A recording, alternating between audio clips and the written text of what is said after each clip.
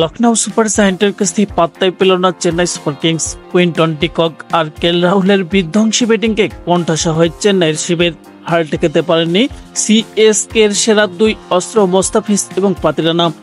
8 উইকেটের বিশাল জয় নিয়ে মাঠ ছেড়েছে লখনউ। শুক্রবার রাতে লখনউ মাঠ একনা স্টেডিয়ামে টসে হেরে আগে ব্যাটিংয়ে নামে ঋতুরাজ গায়কোয়াদের চেন্নাই। এদিন মঈন আলী ও মহেন্দ্র সিং ধোনির ব্যাটে ভর করে লখনউয়ের বিরুদ্ধে লড়াইয়ে পুঁজি দাঁড় করায় চেন্নাই। নির্ধারিত ওভার শেষে 6 উইকেটে মাত্র 176 রানে থেমে যায় চেন্নাইয়ের রানের চাকা। জবাবে ব্যাট করতে নেমে চেন্নাইয়ের বোলারদের তুলোধুনো করেন কুইন ডিকক আর কেএল রাহুলের 82 আর ডিককের 54 রানে ম্যাচ থেকে ছিটকে যায় ধোনিরা। এতে 8 উইকেট হাতে রেখে সহজ জয় নিশ্চিত করে লখনউ। টানা 2 হারের পর এ জয়ে স্বস্তি ফিরেছে লখনউ শিবিরে। লখনউ হয়ে সফলতম বোলার ক্রুনাল পান্ডিয়া 3 ওভারে মাত্র 16 রানে 2 উইকেট নেন। 7 রানে 1 উইকেট শিকার করেন মার্কাস স্টোনিস। এছাড়াও মহসিন খান, জস ঠাকুর ও রবি বিষ্ণয় একটি করে উইকেট পেয়েছেন।